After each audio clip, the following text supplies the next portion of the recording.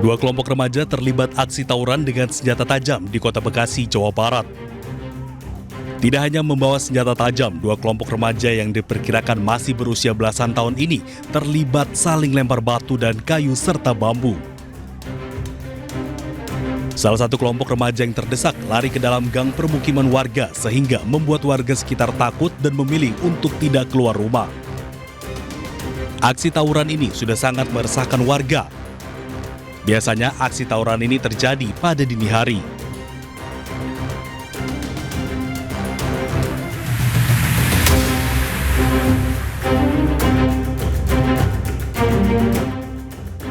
Rekaman pengawas memperlihatkan aksi begal payudara yang dialami seorang mahasiswi di Kecamatan Biringkanaya, Makassar.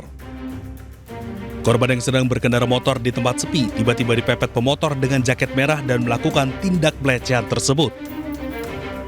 Korban kemudian melapor ke Polrestabes Makassar beserta barang bukti rekaman CCTV. Satreskrim Polrestabes Makassar kini buru pelaku. Disinyalir kuat terdapat korban lainnya karena aksi pelaku berjalan sistematis.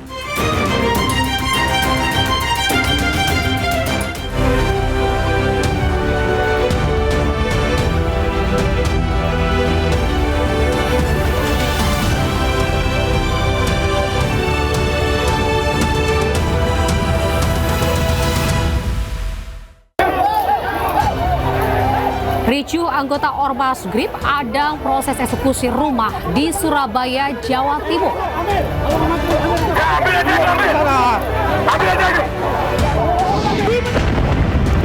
Rumah sakit militer Israel rusak terkena ledakan rudal Iran.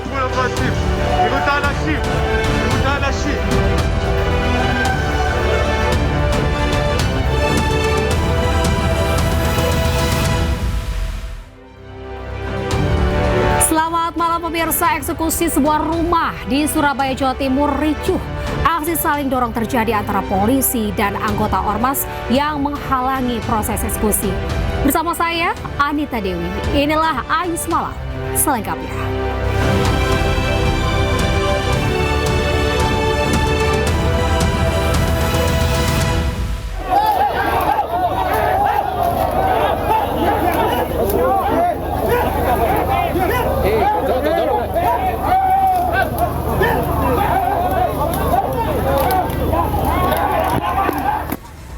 Kericuhan mewarnai eksekusi rumah di Surabaya, Jawa Timur.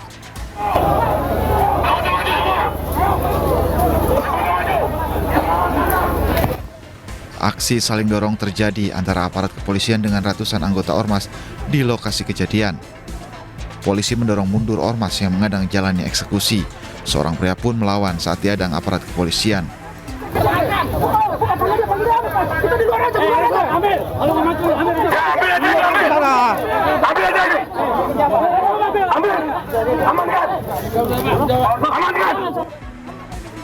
Meski sempat mendapat penolakan Ormas, petugas jurusita dengan pengamanan aparat kepolisian berhasil melaksanakan eksekusi. Sengketa rumah ini terjadi antara pihak penghuni rumah bernama Tri Kumaladewi selaku termohon eksekusi dengan Handoko Wibisono selaku pemohon eksekusi. Proses eksekusi rumah di Jalan Dr. Sutomo, Surabaya ini sempat tertunda 2 kali karena penghuni melawan dan menggandeng Ormas. Dari Surabaya, Jawa Timur, Hari Tambayong, iNews melaporkan.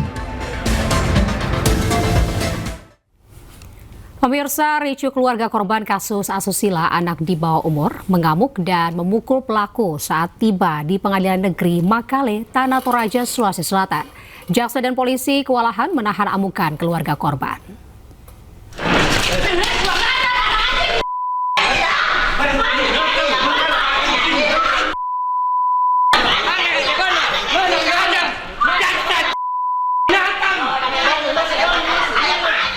Beginilah detik-detik di mana pelaku kasus persetubuhan anak di bawah umur yakni RS alias A diserang orang tua dan keluarga korban asusila di bawah umur. Hal ini membuat situasi di ruang tunggu Pengadilan Negeri Makale, Tanah Toraja ricuh. Akibatnya polisi dan jaksa kewalahan menghalau amukan keluarga korban.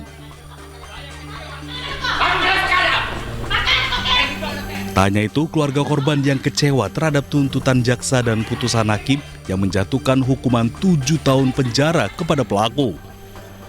menerobos barikade polisi dan jaksa untuk menyerang pelaku, sehingga situasi pengadilan negeri menjadi tegang. Sejak awal orang tua korban sangat kecewa dengan tuntutan jaksa dan putusan hakim yang terlalu ringan menjatuhkan hukuman 7 tahun penjara kepada pelaku yang telah merusak masa depan anaknya. Dari Tanah Toraja, Sulawesi Selatan, Jufri Tonapa, iNews melaporkan. Sementara di wilayah Jawa Timur dan Kabupaten Bandung, ribuan sopir truk memprotes kebijakan overdimension overload 2025 atau kelebihan muatan.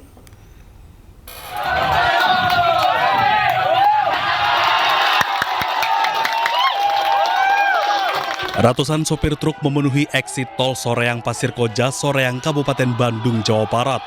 Para sopir memprotes kebijakan overdimension overload atau ODOL 2025 atau kelebihan muatan. Rancangan penerapan kebijakan Zero Overdimension Overload oleh pemerintah baru sosialisasi hingga menuai gelombang protes dari kalangan sopir. Sejatinya para supir tidak menginginkan kelebihan muatan. Namun tuntutan pasar dan industri memaksa mereka untuk membawa barang-barang dengan ukuran dan berat di luar kapasitas truk standar. Para sopir truk meminta untuk hentikan operasi odol, regulasi ongkos angkutan, perlindungan hukum kepada supir dan hilangkan pungli. Sementara itu di Jawa Timur, ribuan sopir truk dari berbagai wilayah melakukan aksi unjuk rasa untuk menyampaikan aspirasi mereka. Para sopir truk ini berunjuk rasa menuntut penghentian overdimension overload atau odol. Akibatnya, jalan provinsi terjadi kemacetan panjang. Kendaraan yang melintas di jalur ini terpaksa terjebak kemacetan, bahkan kemacetan mencapai lebih dari 8 km. Terlebih lagi, para sopir truk ini sempat berorasi di Bundaran Waru kian menambah kemacetan. Pemirsa, KM Nur Rizky alami mati mesin di perairan antara Pulau Komponaone dan Kaledupa, Wakatobi, Sulawesi Tenggara. Sebanyak 13 orang penumpang dievakuasi oleh tim SAR gabungan di tengah laut.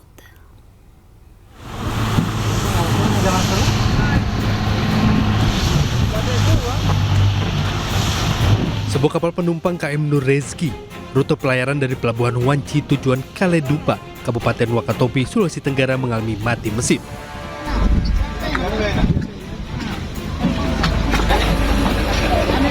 16 penumpang termasuk orang anak buah kapal ABK dapat dievakuasi oleh tim SAR gabungan.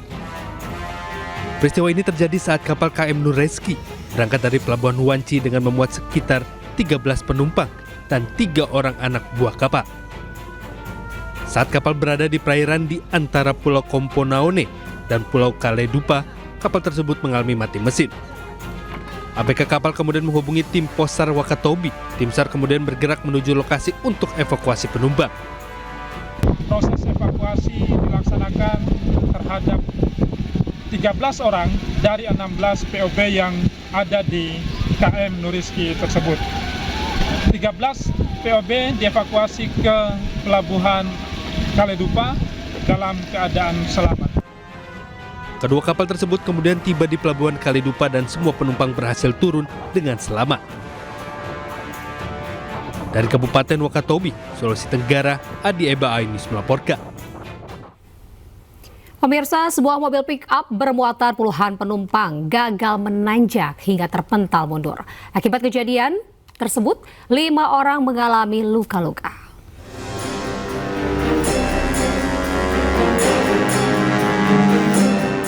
Rekaman CCTV milik warga merekam saat sebuah mobil pickup yang mengangkut lebih dari 20 penumpang gagal menanjak di Desa Sumberjo, Kabupaten Tuban, Jawa Timur. Akibat kerasnya benturan, para penumpang yang berdiri di bagian belakang untuk menghadiri pesta pernikahan ini terpental dari bak mobil. 5 orang mengalami luka-luka dan 16 penumpang lainnya dilaporkan selamat tanpa mengalami luka berat. Saat melewati tanjakan, pengemudi ini kurang memperhatikan kendaraannya dengan kecepatan tinggi. Akhirnya pada saat di tengah-tengah tanjakan tersebut kendaraan tidak kuat dan akhirnya mundur.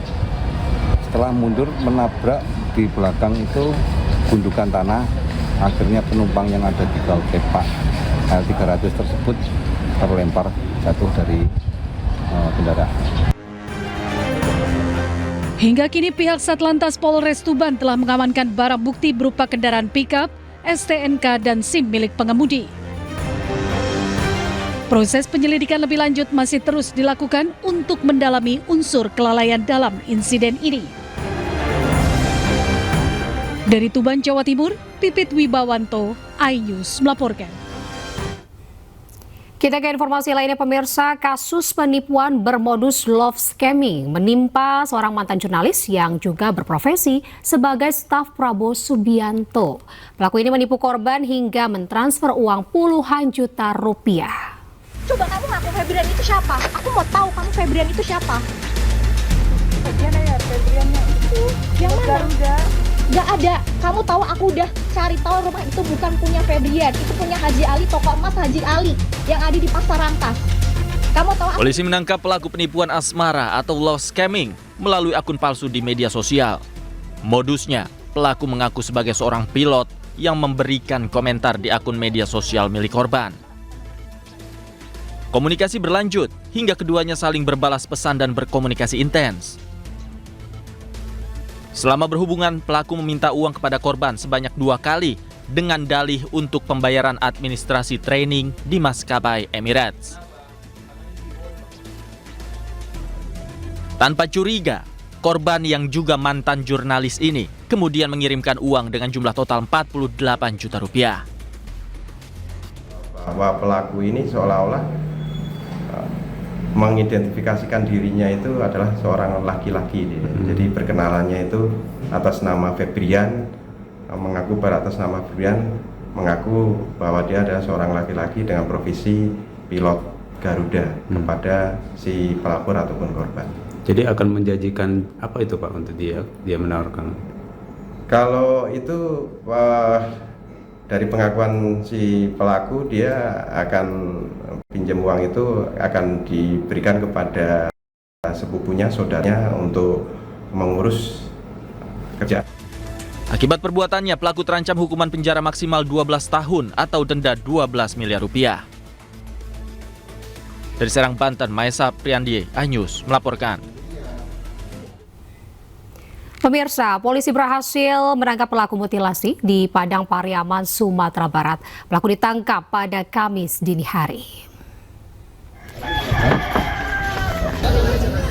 Polisi menangkap pelaku mutilasi Suwanda sekitar pukul 2 Kamis dini hari. Pelaku yang berusia 25 tahun ini merupakan warga Korong Lakuak, Sungai Buluh, Kecamatan Batang Anai, Kabupaten Padang Pariaman. Pelaku telah membunuh 3 orang, yakni Septia Adinda yang dibunuh dan dimutilasi Minggu dini hari. Jasad korban baru ditemukan Selasa pagi, sementara 2 korban lainnya, Ade dan Cika, diketahui hilang beberapa tahun yang lalu. Kini pelaku masih dalam pemeriksaan intensif.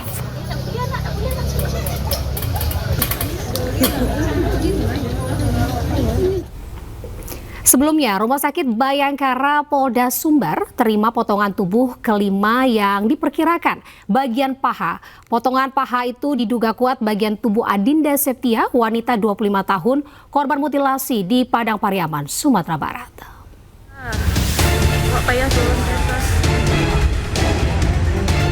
Potongan tubuh bagian paha manusia ini ditemukan mengambang di aliran Sungai Batang Anai, kawasan jembatan Bandar Udara Internasional Minangkabau, Kamis siang.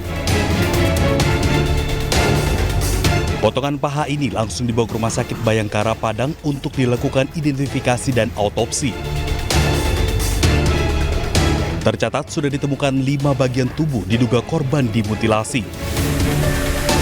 Kelima potongan tubuh yang diduga kuat adalah jasad Septia Dinda. Ini udah yang kelima, Pak. Yang kelima. Yang pertama itu badan, habis itu potongan kaki, kemudian kepala sama tangan. Kalau untuk proses otopsi yang potongan tubuh yang diperiksa udah dilakukan otopsi tadi, tapi proses identifikasinya masih dalam proses. Politikus PDI Perjuangan Bitor Suryadi mengungkap ijazah Presiden ke-7 RI Joko Widodo diduga dicetak tahun 2012. Selanjutnya di iNews Malam.